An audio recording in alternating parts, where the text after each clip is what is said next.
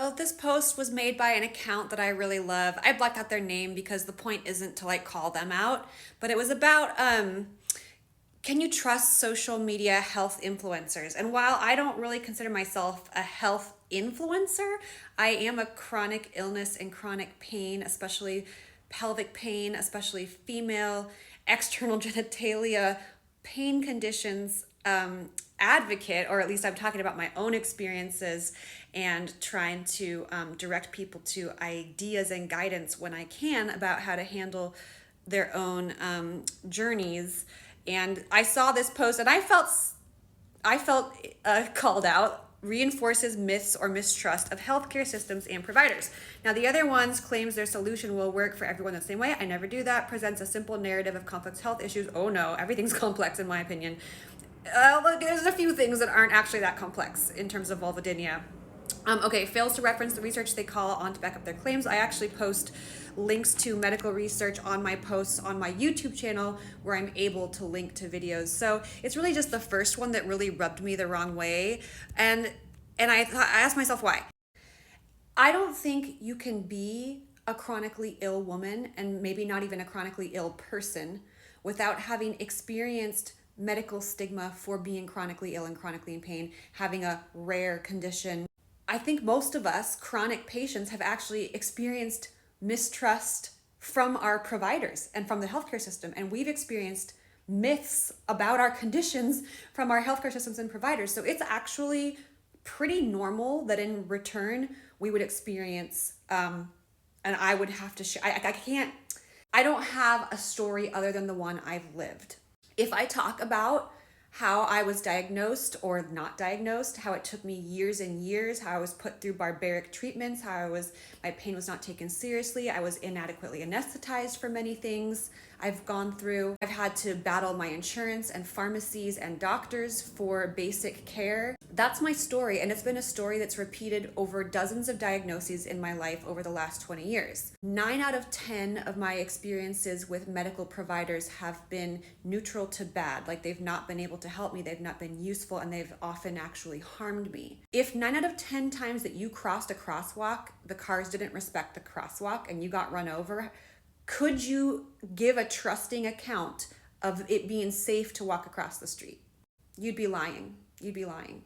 I would be lying if I twisted my stories and my actual experience and my accounts of them to show that I could trust my providers and my healthcare system. The reality that I've experienced not once, not twice, not 10 times, not even 20 times, probably 50 times or more, is that I have been minimized, dismissed, told incorrect information, given incorrect treatments, told nothing was wrong when something was really wrong, told I had to wait indefinitely for the tests and diagnostic procedures that were available to me, had results right in front of us that were, positive as in something is wrong, and then told that those things don't matter when those things were actually pointing us to the cause of my pain.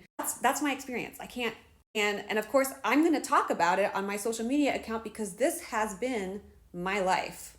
This is not the life that I wanted for myself at all. I wanted to get a PhD in music. I wanted to spend my life performing and teaching music. I also wanted a partner. I wanted to get married. I wanted kids. And I have not gotten to do any of that because of my multiple chronic medical conditions. And more importantly, because I spent years of my life suffering unnecessarily with manageable and treatable conditions and symptoms that I did not get proper care for. I had to spend all my own time and resources and money buying my own tests, doing my own research in medical journal articles, and then going to private pay doctors to find the solutions that I have found. The medical system has completely failed me, and I've spent my life learning about that.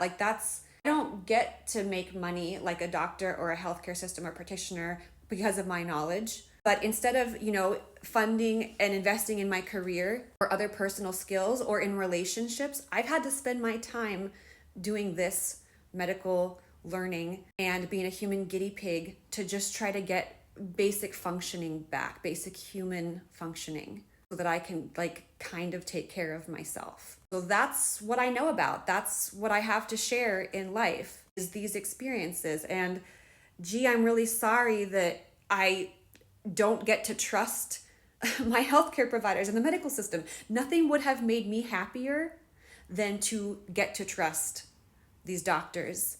Nothing would make me happier than to have being able to tell multiple stories about my wonderful savior, magic bullet experiences. But so far, that's happened like 3 times out of maybe like 100 practitioners that I've seen where someone's really nailed it on the head and I actually got better from something. So that's not a very good track record.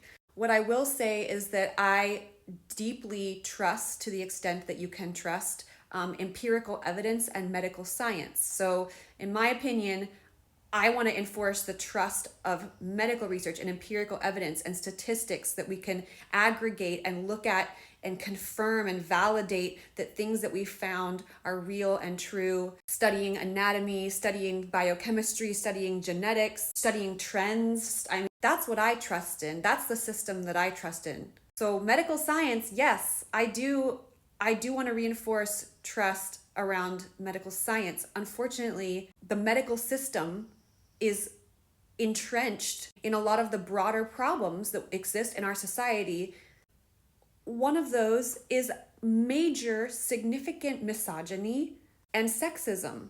And a second thing for my males and men and people assigned male at birth with pelvic pain is that we also have a very puritanical society where problems with sexual organs are stigmatized. And pain in the areas of sexual functioning, even if it has nothing to do with sexual functioning, you just want to be able to ride a bike. Like, we're sort of looked at with suspicion. So these things can't be ignored. And I don't think it's fair to say with our systemic problems, with our obvious, here's the comment that I left them.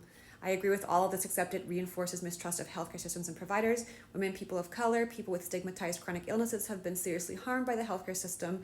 I believe that. We have copious evidence of this. And then I used some examples that I thought this specific account might appreciate, which is that estrogen in the medical system has a black box warning. And, multiple doctors that are menopause experts and hormone experts have been begging the FDA to take off that warning because it's based on flawed research. I also pointed out to them that testosterone is still not FDA approved. So that's the medical system. Most doctors won't prescribe testosterone to women because it's not FDA approved. And there's countless articles like dismissing the need for testosterone, when again, the doctors that are really specializing in this, really care about it, are showing us amazing research all the time. The problem is that the system is flawed and the system doesn't give a shit about women and women's sexual function, women's sexual health, generally speaking, right now and historically.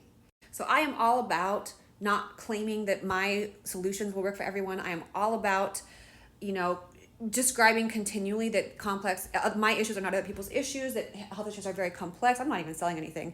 I definitely am all for backing up your things with research, but I'm not for number one. I think we need to keep calling out the reason patients like me. My father was a dentist. He was in the medical system himself. I loved all his friends. I trusted him. I just had the worst experiences in my city now where I live with dentists. Like, we need to call out the medical system and the providers who are hurting people. I'm sorry.